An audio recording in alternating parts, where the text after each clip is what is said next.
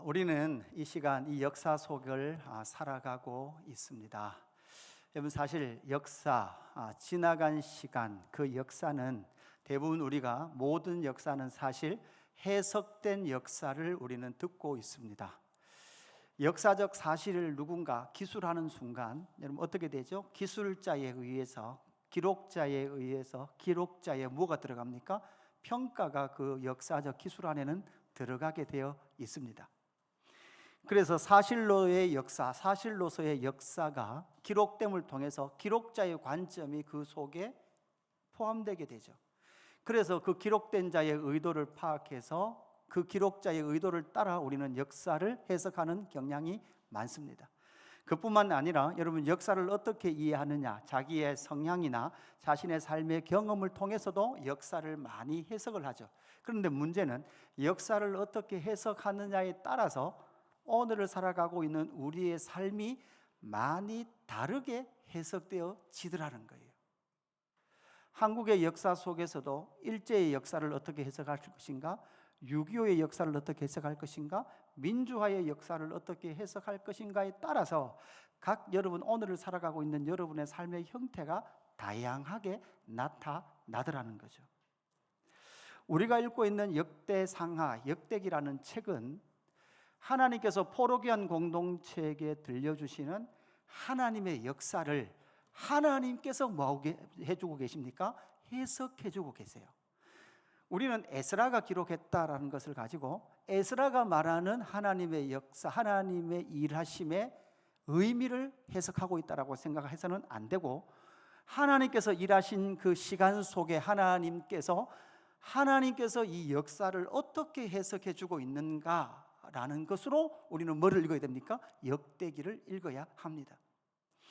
하나님의 일하심의 그 역사를 어떻게 이해할 것인가, 하나님의 역사를 우리에게 말씀해주고 계시는 거죠. 인간의 역사가 아닙니다. 하나님의 역사입니다. 하나님이 어떤 일을 해주셨는가라는 것을 포로지에서 돌아온 그 백성들에게 말씀해주고 계시는 거죠. 다시 우리에게 적용해 보면, 여러분, 세상과 공중권세 잡은 자로부터 우리를 하나님에게로 돌아오게 하시고 하나님의 나라에 들어오게 하시고 하나님의 나라에 들어와서 다시금 그곳에서 돌아온 자들 가운데 하나님의 역사가 어떻게 흘러왔다라는 것을 저와 여러분에게 말씀해 주고 계신 줄로 믿습니다.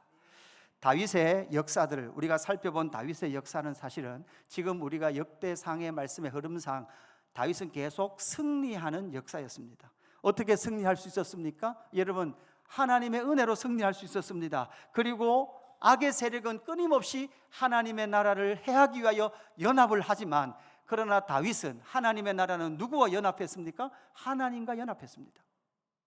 그리고 다윗은 거인으로부터 승리했습니다. 골리앗의 후손으로부터 승리했습니다. 이 하나님의 나라는 어떤 나라입니까? 작은 자들을 통해서 큰 세상을 이기는 것이 하나님의 나라인 줄로 믿습니다. 큰 자들의 나라가 아니라 작은 자들이 세상을 이기니까 세상이 여러분 기절하는 거예요. 기절하면서 뭐라고 고백하는 거죠? 역시 누가 하셨다? 하나님이 하셨다라고 고백할 수밖에 없는 줄로 믿습니다. 오늘 본문은 이제 성전으로 지어져 가는 이야기를 우리에게 기록하고 있습니다. 여러분, 다윗이 쭉 승리하는 승리의 역사가 기록되어 있습니다. 그리고 나서 이제 하나님께서 그 속에 다윗이 인구 조사를 하게 되고, 인구 조사를 함으로 말미암아 여러분 몇만 명이 죽습니까? 7만 명이 죽어요. 다윗이 이스라엘 백성들의 군사 병력을 조사했다는 이유로 7만 명이 죽어요. 그 7만 명이 죽은 사건을 오늘 15절 이후에 이렇게 평가를 하고 있습니다. 오늘 본문이 아니죠. 금요일날 본문 뭐에 봅니까? 하나님이 예루살렘을 멸하러 천사를 보내셨더니 천사가 멸하러 할 때 여호와께서 보시고 이 재앙 내리심을 뉘우치사. 여러분, 하나님이 뭐 하세요? 뉘우치세요. 여러분, 이건 인간이 이해하도록 하기 위한 표현이에요. 그죠? 신인동연적 표현이라는 거예요.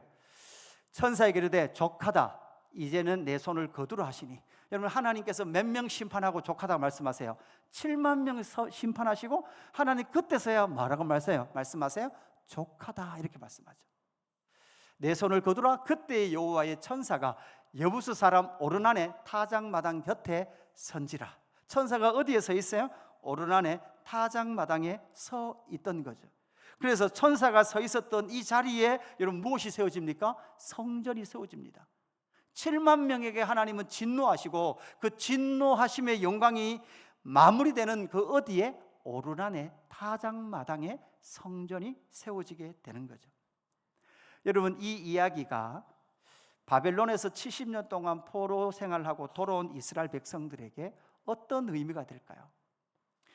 그들은 바벨론 포로 70년을 보내면서 그들이 돌아가서 반드시 예루살렘 오르난 타작마당에 제2성전을 재건하면 여러분 어떤 일이 일어날 것을 기대했습니까? 하나님의 나라가 회복될 것을 기대했단 말이에요. 그렇게 돌아온 하나님의 나라 백성들이 열심히 성전 재건, 어려움이 있었지만 성전 재건을 했단 말이에요. 했는데도 불구하고 그들 포로기한 공동체의 삶의 현실은 그렇게 변화되는 것이 없더라는 거죠. 성전을 건축했습니다. 성전을 건축했더니 모든 것이 만사형통이에요. 승승장구예요. 성전 건축에 참여한 사람은 모든 진급에서 늘 진급을 해요. 성전 건축에 참여하지 않은 사람들은 늘 진급에서 떨어져요. 성전 건축에 참여한 사람은 어떤 주식에 투자해도 항상 올라가요. 성전 건축에 참여하지 않은 사람은 날마다 투자만 하면 마이너스예요. 그러면 얼마나 표시가 나겠습니까? 얼마나 명확하겠습니까? 그러나 돌아온 자들의 삶은 절대 그렇지 않더라는 거예요. 이 속에 하나님께서 다시금 그 성전 건축, 지어져가는 성전 건축의 의미가 무엇인지를 포로 귀한 백성들에게 다시 들려주고 싶었던 거예요. 신약 시대를 살아가고 있는 우리에게 참 성전의 의미가 무엇인지를 다시금 들려주고 싶었던 거예요. 그래서 오늘 지어져가는 성전의 의미가 무엇인지를 살펴보기를 원합니다. 첫 번째 그 성전, 지어져가는 성전의 의미는 죄악의 자리에서 핀 성전이다, 이런 의미를 우리에게 가르쳐주고 있습니다. 죄악의 자리에 핀 성전이기도 하고 죄인의 자리에 핀 성전이기도 합니다. 역대상 17장부터 20장까지는 역대상 17장부터 20장까지는 다윗이 계속 승리한 이야기예요.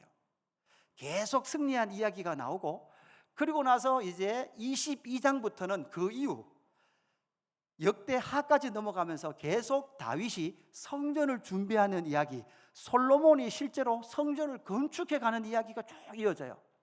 여러분 보시면 우리가 오늘 보고 있는 다윗의 인구조사 사건을 중심에 놓고 앞에서는 다윗이 다 뭐 했어요? 다 승리했어요. 그리고 오늘 우리가 함께 연구하게 되는 인구조사 사건 이후로는 계속 많은 이야기예요. 성전을 건축해 가는 이야기예요. 지어져 가는 성전 이야기예요. 여러분 그 중간에 지금 뭐가 기록되어 있어요? 다윗의 인구조사 사건이 기록되어 있어요. 여러분 역대기를 묵상해 보면 아시겠지만 다윗이라는 인물의 어떤 범죄 사건을 역대기 저자는 기록을 합니까? 하지 않습니까? 사실 다윗의 인생 가운데 가장 큰 죄는 뭐였습니까? 밧세바, 남편이 있던 밧세바를 취하고 밧세바의 남편 우리아를 죽인 죄가 인간이 상상할 수도 없는 그런 악한 죄를 지었던 것이 다윗이거든요. 그런데 그 기사는 역대기는 빠져 있습니다. 빠져 있고 인구조사한 그 사건이 하나 기록되어 있어요. 아니 다윗 편에서는 여러분 인구조사 할 수도 있지 않습니까? 여러분 이 인구조사는 어떤 인구조사였습니까? 병력에 동원될 만한 인구들을 파악한 거죠. 전쟁을 해야 되니까, 그죠? 우리나라에 보병이 몇 명쯤 되는지, 포병이 몇 명쯤 되는지, 전투기는 몇 대쯤 있는지, 그죠? 해군 잠수정은 몇 대쯤 있는지, 이걸 다윗이 파악해야 되는 것 아닌가요? 할 수 있는 일이지 않습니까? 그런데 하필 왜 이 인구조사를 여기에 기록해 놓고 이 다윗의 사역 가운데 인생 통치 가운데 단 하나 부정적인 뉘앙스로 뭐를 기록해 놓고 있다? 인구조사를 기록해 놓고 있더라는 거예요. 그런데 이 인구조사한 이 사건을 역대상 21장 1절에는 이렇게 기록하고 있습니다. 사탄이 일어나 이스라엘을 대적하고 다윗을 충동하여 이스라엘을 계수하게 하니라. 그러니까 다윗이 계수한 것은 여러분 누구로부터 시작됐어요? 사탄으로부터 시작됐대요. 그러니까 이 일은, 인구조사 일은 참 독특한 특징을 가지고 있어요. 사탄으로부터 시작돼서 사탄이 다윗의 마음을 충동하여서 이스라엘을 계수하게 했다라고 역대상 21장에서 기록하고 있는 거죠. 평행구절인 사무엘하 24장 1절에는 어떻게 기록을 하고 있습니까? 여호와께서 다시 이스라엘 향하여 진노하사. 지금 누가 진노해요? 이스라엘 향해서 여호와께서 진노하세요. 여호와께서 진노하는데 그들을 치려고 다윗을 격동시켰어요. 왜 사무엘하에서는 이 사건을 유독 이렇게 기록을 하고 있냐는 거예요. 지금 다윗을 누가 격동하게 했어요? 하나님께서 격동하게 했어요. 지금 이스라엘에게 진노하게 하시는 하나님께서 하나님의 진노를 위하여 지금 이스라엘을 격동시키사 가서 이스라엘과 유다의 인구를 조사하겠다. 지금 이렇게 기록하고 있는 거예요. 도대체 이 사건의 의미가 무엇이냐는 거예요. 여러분 역대상 21장 1절을 자세히 보십시오. 다시 보십시오. 사탄이 일어나 이스라엘을 대적하고 다윗을 충동하여 이스라엘을 계수하게 했다라는 이 말씀 속에 우리는 누구의 모습이 딱 들어옵니까? 선악과 앞에 서 있는 아담과 하와의 모습이 떠오릅니다. 아담과 하와에게 사탄, 뱀이 찾아와서 뭐하죠? 거짓말합니다. 그 거짓말을 통해서 뭐하게 되죠? 범죄하게 되죠. 그러나 사실 우리가 알고 있습니다. 사탄이 격동하게 할지라도 하나님은 이미 아담에게 말씀을 하셨습니다. 아담은 당신의 뜻을 계시하셨습니다. 지금 역대상 21장 1절에는 첫 번째 아담, 선악과의 유혹에 넘어가 있는 아담의 모습이 꼭 누구의 모습으로 나와요? 다윗의 모습으로 나와요. 그뿐만 아니라 사무엘하 24장 1절에서는 결국은 하나님은 이스라엘을 향하여 진노하사, 그 진노가 무엇입니까? 결국은 여러분 이스라엘도 의인입니까? 죄인입니까? 이스라엘도 죄인입니다. 사실은 하나님께서 그 이스라엘에게 진노하시는데 그 진노하는 일에 사실 누가 동원되고 있는 거예요? 다윗이 동원되고 있는 거예요. 선악과 앞에 서 있는 아담처럼 바로 이 다윗의 모습이 첫 번째 아담, 사탄의 그 유혹에 넘어가 버린 채 그의 마음을 지키지 못한 이스라엘의 모습이 등장할 뿐만 아니라 지금 다윗의 모습 역시도 진노하시는 하나님의 진노가 다윗을 격동시켜서 하나님께서 그 백성들을 진노하는 모습으로 나타나더라는 거죠. 여러분 이걸 통해서 다윗에게, 아니 포로귀환 공동체에게 성전의 의미가 뭔지를 알도록 하기 위해서 하나님은 찬찬히 설명해 가시는 거예요.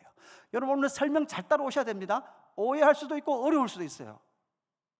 여러분 제사의 근원, 예배의 근원, 제단의 근원, 성전의 근원을 아주 창세기 전반부터 찾을 수 있지만 2장 3장에서부터 찾을 수 있지만 좀 더 나와서 창세기 8장 20절 보십시오. 여러분 노아 홍수와 관련된 노아죠. 노아라는 중심 인물에 놓고 노아가 여호와께 제단을 쌓고 모든 정결한 짐승과 모든 정결한 새 중에서 제물을 취하여 뭐로 드렸어요?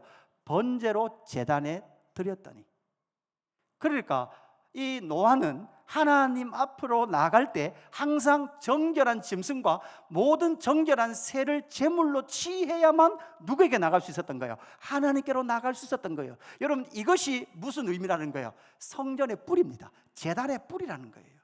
성전이 왜 생겼습니까? 다른 말로 하면 지금 포로기한 공동체는 오해하고 있었던 거예요. 성전만 재건되면 여러분 뭐 한다는 거예요? 이 나라가 회복될 것을 기대했단 말이에요. 그래서 성전의 본의, 제단의 본의는 뭡니까?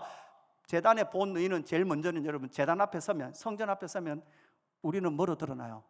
죄인으로 드러납니다. 부정한 자로 드러납니다. 그뿐만 아니라 정결한 짐승의 죄 씻음 없이는 하나님께로 나갈 수 있다 없다? 나갈 수 없다. 그런데 포로기한 공동체에게는 이런 거예요. 하나님, 그게 우리가 이 땅을 살아가는데 뭐가 유익을 합니까? 그것이 우리가 이 땅 가운데 주식 투자하는 것과 도대체 무슨 상관이 있습니까? 내가 어디 아파트를 사야 되느냐 이 결정에 도대체 어떤 상관이 있단 말입니까? 그러니까 하나님께서 말씀하신 제단과 예배와 성전과 성막, 그러니까 죄사함과 하나님을 만날 수 있는 복음의 영광은 여러분 너무나 삶에 뭐가 되어버린 거예요? 가벼운 것이 되어버렸고 하찮은 게 되어버린 거예요. 단지 그들의 삶의 문제에 휩쓸린 채 그렇게 나아갔던 포로귀한 공동체에게 다시금 성전의 의미를 일깨워주고 계시는 거죠. 12장 7절 여호와께서 아브라함에게 나타나 이르시되 내가 이 땅을 내 자손에게 주리라 하신지라. 자기에게 나타내신 여호와께 그가 그곳에서 제단을 쌓고, 이 말은 여러분 무엇입니까? 창세기 12장은 여러분 하나님께 제사함과 하나님께서 아브라함에게 뭐 하시죠? 약속하셨던 거예요. 그래서 성전에는 두 가지 의미가 포함되어 있어요. 하나님의 죄 씻음의 은혜와 그 하나님의 죄 씻음을 통하여 성전에 들어가 하나님의 뭐를 받는 거예요? 약속을 받는 거예요. 이 두 개의 추가 결국은 성전의 의미가 되는 거죠. 이 성전의 의미가 창세기 22장으로 넘어오면 우리가 잘 알듯이 아브라함이 그의 아들 이삭을 모리아산의 번제로 드리는 이 사건을 통해서 다시금 구체적인 복음의 영광으로 드러나죠. 모리아산이 결국은 어떤 산입니까? 우리는 알고 전승에 그렇게 전해지죠. 모리아산에 뭐가 세워집니까? 성전이 세워지죠. 제단을 쌓았습니다. 그 제단에 하나님이 누구를 바치라고 말합니까? 이삭을 바치라고 말합니다. 여러분, 사실 이 사건은 아브라함이 이삭을 바치는 그 사건을 통해서 아브라함은 믿음의 조상이 될 수 있었어요. 그 아브라함이 믿었던 내용이 뭘까요?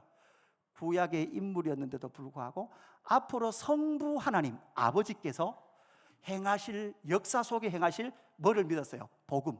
당신의 독생자를 제물로 내어주셔서 이 백성들을 구원하실, 세상 죄를 지고 갈 하나님의 어린 양을 준비하고 계시는 그 복음의 영광을 아브라함이 뭐 했다는 말이에요? 믿었단 말이에요.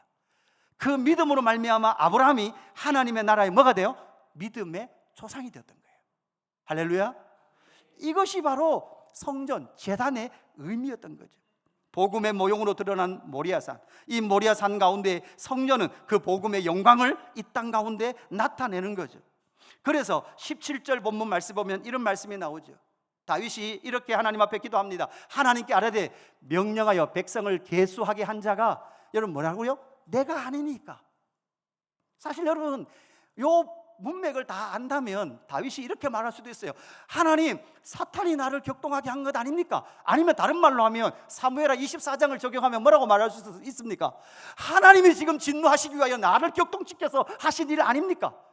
이렇게 말할 수도 있을 거예요. 그뿐만 아니라 어떤 말도 할 수 있을까요? 하나님, 하나님의 나라 왕인데 최소한 병력 정도의 숫자는 내가 알아도 되는 거 아닙니까? 라고도 말할 수 있었을 거예요. 그런데 다윗 보십시오. 이 17절에 나오는 다윗의 하나님 앞의 고백은 하나님께 아뢰되 명령하여 백성을 계수하게 한 자가 내가 아니니까 범죄하고 악을 행한 자는 곧 나니이다. 이 양 때는 무엇을 행하였나이까? 청하건대 나의 하나님 여호와여, 주의 손으로 나와 내 아버지의 집을 치시고 주의 백성에게 재앙을 내리지 마옵소서. 여러분, 첫 번째 아담이 선악과를 먹고 나서, 아담이 선악과 먹고 나서 아담아 너 왜 선악과 먹었니라고 말하니까, 물으니까 뭐라고 대답해요? 당신이 준 저 여자 때문에 내가 선악과 먹었습니다. 사탄에게 흔들린 앞에의 다윗의 모습은 꼭 뭐 같아요? 첫 번째 선악과를 먹은 아담의 모습이라면 오늘 이 17절에 나오는 이 다윗의 모습은 누구 모습 같아요? 예수님께서 세상 죄를 지고 가기 위하여. 당신이 죄를 졌습니까? 예수님께서? 예수님 죄 짓지 않았습니다. 예수님은 죄가 없으십니다. 죄가 없으심에도 불구하고 말씀이 육신이 이 땅 가운데 오셔서 여러분 무엇하러 오셨습니까? 세상 죄를 지고 가시기 위하여. 그죠? 하나님의 진노의 잔을 마시면서 하실 수만 있거든 이 잔을 옮기시옵소서라고 말씀함에도 불구하고, 그러나 나의 원대로 마옵시고 아버지 원대로 하시옵소서라고 말씀하면서, 사실 이스라엘에게 부어진 하나님의 그 진노의 잔, 여러분 그 인구 조사를 통해서 여러분 몇만 명이 죽었다고요? 7만 명이 죽었죠. 7 곱하기 만이라는 숫자예요. 사실 예수 그리스도의 복음이 없었다면 하나님의 진노 앞에 자유로울 사람이 있을까요? 우리의 의나 우리의 오름이나 우리의 선으로 하나님 앞에 오름을 증명할 사람이 있을까요? 하나님께서 진노를 쏟으시는데 하나님 나에게 이 진노를 쏟으면 안 됩니다라고 말할 사람이 있을까요? 의는 없나니? 하나도 없습니다. 결국은 이렇게 다윗의 하나님 앞에 고백하는 이 모습을 통해 하나님은 그 자리에 무엇이 그치게 됩니까? 진노가 그치게 되는 거죠. 다윗은 교만했습니다. 다윗은 사단에게 흔들렸습니다. 그는 마음이 격동하는 대로 했습니다. 사탄이 가르쳐 주는 대로 했습니다. 여러분 이게 뭐라고요? 이게 죄악의 자리라고요. 그렇게 죄악의 자리, 그 자리에 주님은 무엇을 세우시겠다는 거예요? 성전을 세우시겠다는 거예요. 그 모리아산 그곳에 성전을 세워갔던 것처럼 하나님은 오늘 다윗이 범죄하고 하나님 앞에 회개한 그 자리에 뭐를 세우시겠다고 말씀하고 계십니까? 바로 성전을 세우시겠다고 말씀하죠. 예수님께서 이 땅 가운데 오셔서 요한복음 2장 19절 우리가 잘 아는 말씀입니다. 예수께서 대답을 하시되 너희가 이 성전을 헐라 내가 사흘 동안 일으키리라. 그러나 예수는 이 성전을 뭐를 가리켜 말씀하신 거예요? 자기 자신을 가르쳐 말씀하셨다. 예수님이 이제 참 성전이 되셔서 하나님께 나갈 수 없었던 진노 가운데 있었던 자들을 다시금 누구에게 나가도록 길을 여셨습니까? 하나님 아버지께로 가는 길을 여신 줄로 믿습니다. 여러분 요한복음 2장에 이 사건이 있고 나서 여러분 5장에 보면 우리가 잘 아는 베데스다 연못가에서 38년 된 병자를 고치시는 사건이 나와요. 38년 된 병자를 고치시고 나서 헤어지고 나서 그 다음 같아요. 그 다음에 요한복음 5장에 보면 이런 말씀이 나오죠. 그 후에 예수께서 성전에서 그 사람을 만났어요. 38년 된 병자를 고쳐주고 그리고 나서 성전에서 이 사람을 만나요. 그러니까 만났을 때 보라 내가 나았으니 더 심한 것이 생기지 않도록. 그래서 여기서 더 심한 게 뭘까요? 38년 된 병자를 걷지 못한 자를 살려줬어요. 고쳐줬어요. 그리고 나서 성전에서 만났어요. 의도적이죠? 성전에서 만났다. 그 성전에서 만났는데 뭐라는 거예요? 더 심한 것이 생기지 않도록 너는 다시 죄를 범하지 말라. 이건 더 심한 것, 이 자가 범할 수 있는 죄, 이 죄가 뭘까요? 이게 고민이더라고요. 도대체 예수님 뭐를 가지고 말씀하신 것일까? 더 심한 죄가 뭘까요? 여러분 이 38년 된 병자는 누가 자기를 일으켜 주었는지를 잊어먹는 게 이런 뭘까요? 그게 죄예요. 자기 스스로 일어나서 걸었다고 생각하는 것 자체가 이런 뭐예요? 죄란 말이에요. 이 성녀는 결국은 자기가 철저한 죄인인 것을 인식하는 그 자리에 하나님은 뭐를 짓겠다는 거예요? 성전을 세우시겠다는 거예요. 여러분이 죄인인 것을 인정하십니까? 그런데 문제는 하나님 앞에서는 그렇다고 치더라도 여러분 사람과의 관계는 여러분 어떻습니까? 저도 이 말씀을 준비해서 곰곰이 생각해 봤어요. 여러분 담임 목사로서 목회를 하면서 많은 일들이 일어나고 때로는 그 일들이 순조롭지 않을 때도 있고 갈등이 생길 때도 수도 있어요. 여러분 사실은 교회 안에서 특별한 어떤 문제가 생기면 여러분 가운데도 문제가 생기면 사실 화살은 항상 누구에게 많이 향합니까? 내 앞에 있는 이 사람에게 많이 화살이 임하죠. 그럴 때 저는 늘 뭐를 해야 됩니까? 방패를 잘 준비해야 돼요. 나 이거 이쪽에도 맞고 저쪽에도 맞고. 그죠? 하나님 내가 안 그랬습니다. 그런데 하나님께서 어느 순간 인식하게 하세요. 나의 모든 생명과 나의 모든 자존심과 나의 모든 목사됨을 부정하는 일이 일어날지라도 그렇게 부정하는 사람이 나를 공격할지라도 너는 그래 내가 죄인입니다. 내 때문입니다라고 너는 하나님 내 앞에 기도할 수 있고 고백할 수 있느냐라고 하나님이 물어보시는 것 같더라고요. 여러분의 부부 관계는 어떻습니까? 항상 너 때문이야 라는 것이 여러분의 부부 관계의 기초가 아닌가요? 너만 그렇지 않았으면 이 문제가 없었을 거야가 늘 우리의 부부의 관계의 대화가 아닙니까? 자녀에게도 여러분 부모에게도 우리의 관계는 언제나 당신의 딸로 태어나서 내가 이렇습니다라고 말하고 있는 것이 여러분 속에 숨겨놓은 마음이 아니냐는 거예요. 하나님의 앞에서도 여러분 사람 앞에서도 우리가 고백해야 될 것이 있습니다. 사실은 뭘까요? 사실 여러분 다윗처럼 내 책임입니다. 내가 하나님 앞에 죄인입니다. 내가 하나님 앞에 온전히 설 수 없는 자였기에 그리고 이렇게 사는 것 역시도 하나님의 은혜였기에 내가 살아왔습니다 라는 그 고백이 성도의 진정한 고백인 줄로 믿습니다. 여러분 하나님은 그 자리에 뭐를 짓겠다는 거예요? 하나님의 임재의 자소인 성전을 짓겠다는 거예요. 우리는 대부분 이렇게 말합니다.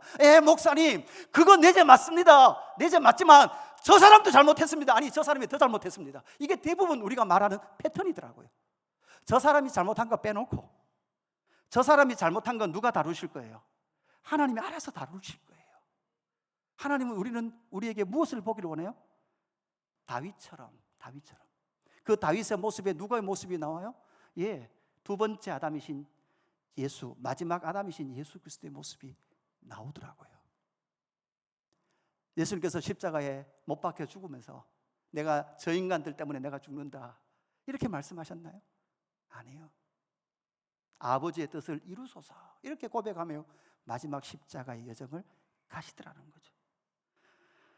그래서 이 성전의 의미는 죄악의 자리에 핀 성전이다. 그래서 포로기한 공동체에게도 너희의 열심이나 너희의 의로움이 아니라 이 성전의 의미, 이 성전을 지음으로 말미암아 너희가 번성한 것이 아니라 이 성전 앞에 설 때마다, 이 성전에 들어올 때마다 뭐를 인식하라는 거예요? 죄인입니다. 하나님의 성전이 아니고서는, 온전한 제사가 아니고서는 하나님께 나아갈 수 없는 진노의 대상이었습니다 라는 것을 인정하라고 요청하고 계신 줄로 믿습니다. 두 번째, 이 성전의 의미는 무엇입니까? 값을 치르고 세워진 성전이라는 것이죠. 값을 치르고 성전을 세우고 가십니다.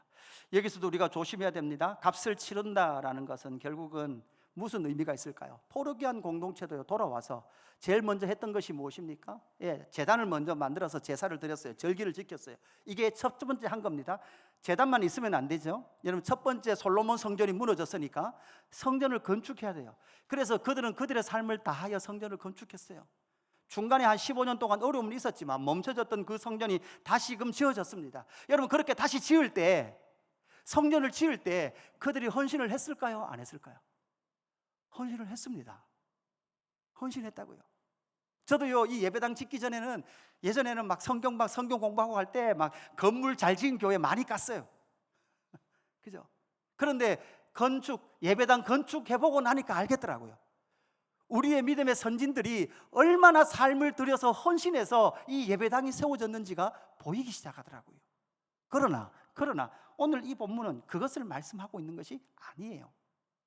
18절 뭐라고 말씀합니까? 18절, 여호와의 천사가 갓에게 명령하여 다윗에게 이르시기를, 다윗은 올라가서 여부스 사람 오르난 타작 마당에서 여호와를 위하여 제단을 쌓으라 하신지라. 이렇게 말하죠.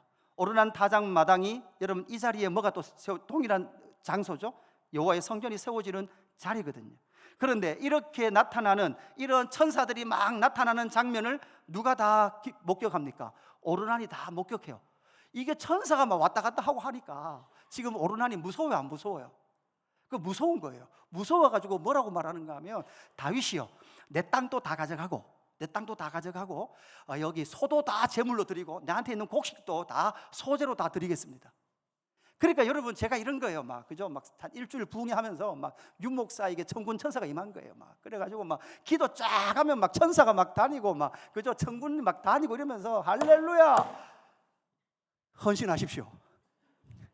집문서 가지고 오십시오. 그러면 여러분 번성할 겁니다. 할렐루야. 이렇게 아멘하면 안 된다고. 정신을 바짝 차리라고. 여러분이 아직도 신앙 없는 건요, 무서운 걸 아직 못 본 거예요. 무서운 걸 못 보셔가지고 막 하나님 앞에서 벌벌 떨어봐야 된다고요. 부흥사가 일하는 거예요. 부흥사가 백구도 신고 막 백장복 입고 와가지고 막, 그죠? 쫙 한번 불 쏘고, 무섭지? 갖고 와라. 그죠? 그럴 때 다윗이 뭐라고 말합니까? 24절, 다윗 왕이 오르나게 이르되 그렇지 아니하다. 내가 반드시 상당한 값으로 사리라. 내가 여호와께 드리려고 내 물건을 빼앗지 아니하고 값없이 번제를 드리지도 아니하리라. 여러분, 금 600세겔로 오르난의 타작마당을 구입했어요. 여러분, 이 예배당 건축할 때 제가 아내하고 막 기도하다가 이걸 계산해 봤다고요. 금 600세겔, 5년 전에 금 600세겔이 28억이더라고. 28억에서 30억쯤 돼요. 지금 5년 지났잖아요. 지금 금 600세겔 하면 얼마 나올까요? 35억에서 40억 나와요. 그만큼 금이 올랐어요. 투자의 가치는 금입니다. 오늘 설교의 결론 이렇게 졸다가 막 오늘 일어나면 막 오늘 금이다 막 이러면 또, 그죠? 심각해지는 거예요. 다윗은 지금 하나님 앞에 대가를 지불하고 터를 샀어요. 대가를 지불하고 재물을 구입했어요. 준비했습니다. 그래서 26절 27절에 보면 다윗이 거기서 여호와를 위하여 제단을 쌓고 번제와 화목제를 드려 여호와께 아뢰었더니 여호와께서 하늘로부터 번제단 위에 불을 내려 응답하시고 여호와께서 천사를 명령하심에 그가 칼을 칼집에 뭐했더라? 꽂았더라. 하나님의 진노가 그쳐지는 거예요. 뭘 통해서? 다윗의 헌신. 여기서 해석이 중요하다 그랬어요. 여기서 중요한 것은 다윗 자신의 포커스가 맞춰진 것이 아니라, 여러분, 이 다윗의 헌신을 통하여 앞으로 뭐를 보여주는 거예요? 사실 여러분, 우리가 드리는 것보다 하나님은 더 완전하고 더 좋은 것을 드렸어요. 우리에게 주셨어요. 사실 우리의 헌신과도 비교할 수 없는 헌신을 하나님이 행하셨어요. 뭐를 행하셨을까요? 하나님은 그의 아들 독자 예수 그리스도를 우리에게 제물로 내어주신 줄로 믿습니다. 여러분, 이게 복음이라고요. 이게 복음이라고. 다윗이 치렀던 그 값 치른 것과 같이 하나님도 우리를 구원하시기 위하여 저와 여러분을 죄의 권세로부터 구입해 오시기 위하여 하나님은 값을 치러야 된단 말이에요. 어떤 값? 당신의 아들 독자, 죄 없으신 하나님의 아들을 십자가에 내어주시는 값을 치름을 통하여 저와 여러분을 정당하게 구입해서 사오신 줄로 믿습니다. 그래서 하나님이 저와 여러분을 하나님의 소유되게 하신, 백성되게 하신 줄로 믿습니다. 이스라엘 백성들은 그곳에 가서 있다가 돌아오면, 그런데 여러분, 우리가 알듯이 하나님은 포로로 잡혀가는 그 백성들과 함께 가셨나요? 함께 하지 않았나요? 함께 하셨어요. 그리고 그 백성들을 다시금 본토로 돌아오게 하셨어요. 그렇게 돌아오게 하심을 통해서 그 인생의 흔적들 가운데 여러분, 그 포로 귀한 백성들이 이 역사를 온전히 해석하지 못하면 뭐만 남는 줄 아십니까? 우리는 페르시아, 바벨론 페르시아에서도 시급하고 돌아와서도 뭐하고 시급하고, 그러니까 남는 건 뭐밖에 없어요? 고생한 것밖에 없어요. 그래서 여러분의 인생 자체도 하나님의 역사를 여러분 어떻게 해석해야 되는가? 여러분 살았어요. 살았는데 돌아보니까 뭐밖에 안 남았어요? 저 인간 때문에 시급하고, 저 인간 때문에 시급하고, 오직 인생은 시급한 것밖에 없다. 이것만 남았으면 여러분의 인생을 여러분의 생각대로 해석한 것 뿐이에요. 지금 돌아온 포로 귀한 공동체도요, 시급하겠다고요. 바벨론에서도 그 고생을 하고 본토로 돌아왔는데도, 성전을 재건했는데도 불구하고 그들의 삶의 형편이 나아지지 않는단 말이에요. 그 속에서 나름대로 그들도 드렸습니다. 맞죠? 드렸어요. 엄청나게 드렸을 거예요. 드렸는데도 불구하고 왜 안 좋아지냐? 왜 삶의 형편이 안 좋아지냐? 드리는 그 장면 속에 그들을 향하여 하나님은 인식하기를 원했어요. 하나님께서 너희를 위하여 얼마나 좋은 것을 내어줄 것인지를 그들이 보고 믿기를 원하고 계신 줄로 믿습니다. 이것이 바로 값을 치르는 자리에 세워진 성전이죠. 로마서 3장 23절, 모든 사람이 죄를 범하였음에 하나님의 영광에 이르지 못하더니 그리스도 예수 안에 있는 뭐로? 속량 뜻이 뭐예요? 값을 주고 사오셨다는 거예요. 값을 치르고 사오셨어요. 여러분, 하나님께서 구원하기로 작정된 모든 사람을 사오시기 위하여 그만한 값어치가 있어야 되잖아요. 그만한 값어치가 있어야 되기 때문에 예수님은 하나님으로 오신 거예요. 단지 한 사람이 아니라 완전한 하나님의 값을 치러야 되기 때문에 하나님으로 이 땅 가운데 오셔서 우리를 속량하시고 그 은혜로 값없이 의롭다 하심을 얻게 된 줄로 믿습니다. 그래서 에베소서 5장 2절, 그리스도께서 너희를 사랑하신 같이 너희도 서로 사랑 가운데 행하라. 그는 우리를 위하여 자신을 버리사 향기로운 제물과 희생 제물로 하나님께 뭐 했어요? 드렸어요. 그런데 보십시오, 하나님께 희생 제물로 당신을 드림으로 말미암아 우리가 그 은혜를 입은 우리가 그 은혜를 믿음으로 반응하고 나타나는 것이 뭐라고요? 너희도 서로 사랑하는 가운데 뭐라는 거예요? 행하라는 거예요. 여러분, 이게 하나님께서 참 성전으로 지어져 가야 될 신약의 교회 공동체의 하나의 특징이라는 거예요. 왜? 신약 교회의 특징, 성도의 특징은 뭡니까? 하나님의 사랑을 경험했거든요. 가장 좋은 것을 내어주시는, 당신의 독자 아들을 내어주시는 하나님의 사랑을 경험했기 때문에 그걸 경험한 자는 뭐 할 수밖에 없을까요? 이웃을 사랑할 수밖에 없습니다. 그래서 교회는 분열할 수 없는 거예요. 교회의 중심은 사랑인 줄로 믿습니다. 아니 목사님 뭐 미운 대로 뭐 하면 되죠. 뭐 그게 보통 문제가 아니에요. 내 마음이 그런데 어떻게 해요? 그럼 여러분 뭐에 지금 휘둘리고 있는 거예요? 사단의 거짓말에 휘둘리고 있는 거예요. 지난 목요일 날 그 컴패션에서 행사가 있어서 제구의 제일 좋은 호텔에서 한다 그래서 한번 갔어요. 그러니까 150명쯤 모였는데 상담하시는 분이 쭉 리스트를 이렇게 뭔가 보여주더라고요. 한 20분 특강을 하는데, 근데 부정적인 감정이 들었을 때 대부분 올라오는 것들이 시기, 질투, 분노. 그죠?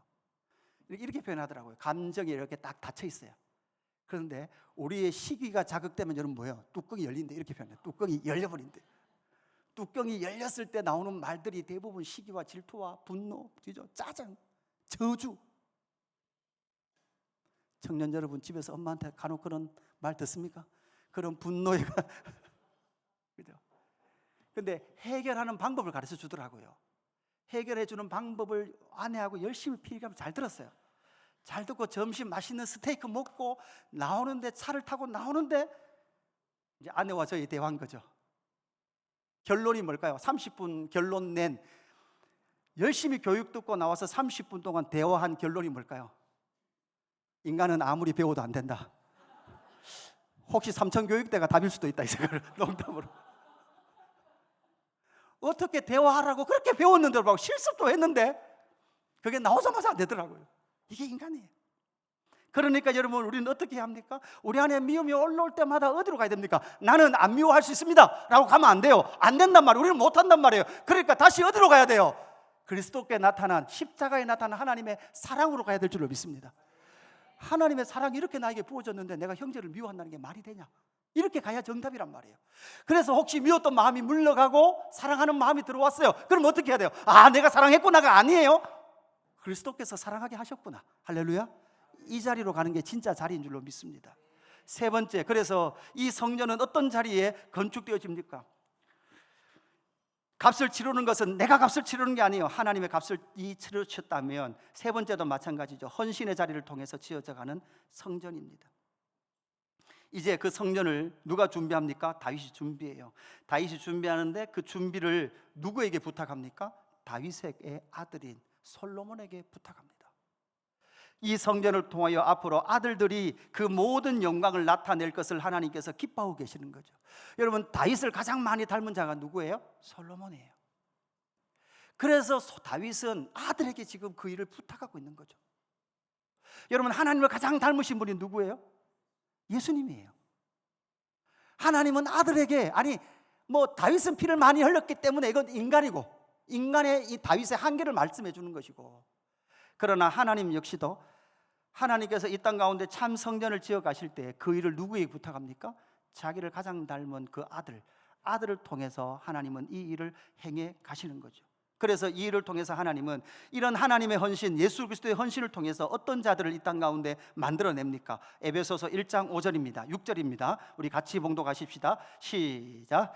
그 기쁘신 뜻대로 우리를 예정하사 예수 그리스도로 말미암아 자기의 아들들이 되게 하셨으니 이는 그가 사랑하는 자 안에서 우리에게 거저 주시는 바 그의 은혜의 영광을 찬송하게 하려는 것이라. 아멘. 여러분, 예수 그리스도를 통하여서, 예수 그리스도로 말미암아 하나님은 자기의 뭐가 되게 한다고요? 아들들. 그러면 하나님의 아들, 단수인 하나님의 아들이 이 땅 가운데 여러분 뭐를 세우셨어요? 참 성전을 완성하셨잖아요. 이루셨잖아요. 그렇다면 그 하나님의 아들, 단수인 예수 그리스도로 말미암아 하나님은 다시금 이 땅 가운데 뭐가 되게 하세요? 하나님의 아들들이 되게 하세요. 그 하나님의 아들들이 되게 한 그들을 통해서 하나님은 어떤 일을 하십니까? 에베소서 2장 20절 21절 두 칸 더 지나갑니다. 에베소서 2장 20절, 예, 같이 보겠습니다. 같이 봉독합니다. 시작.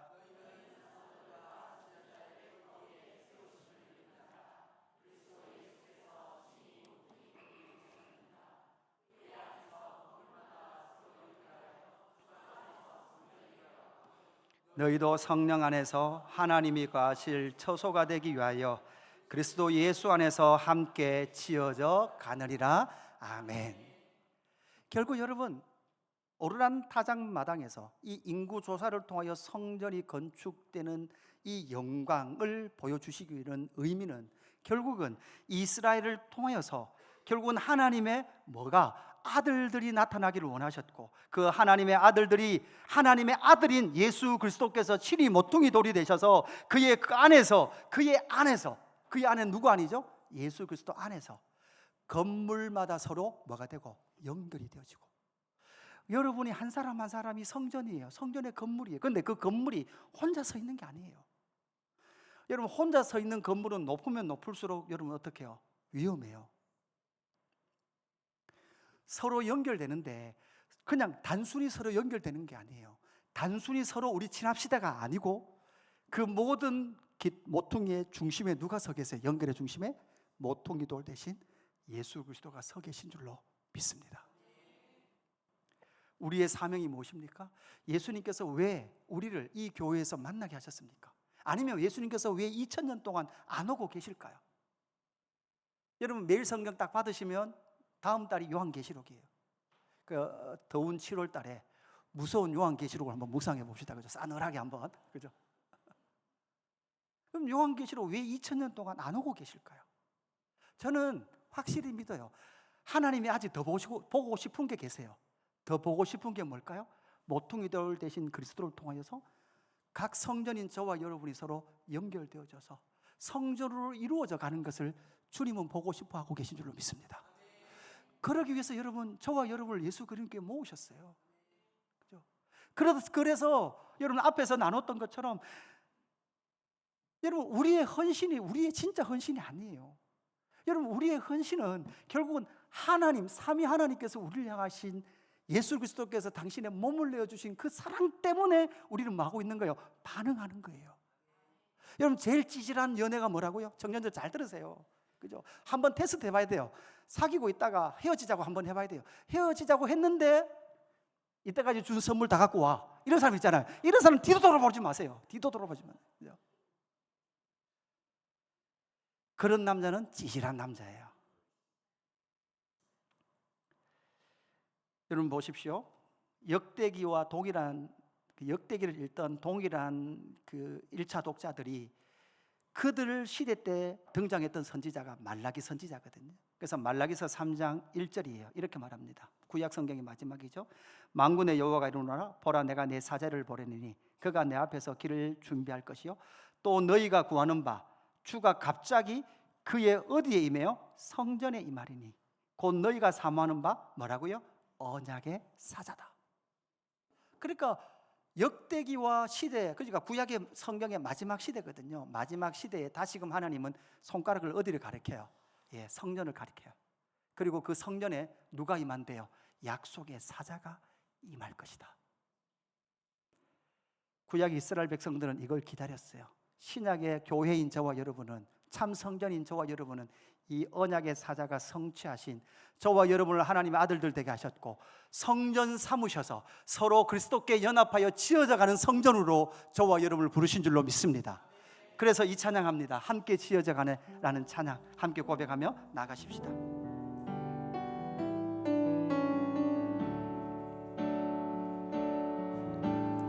우리는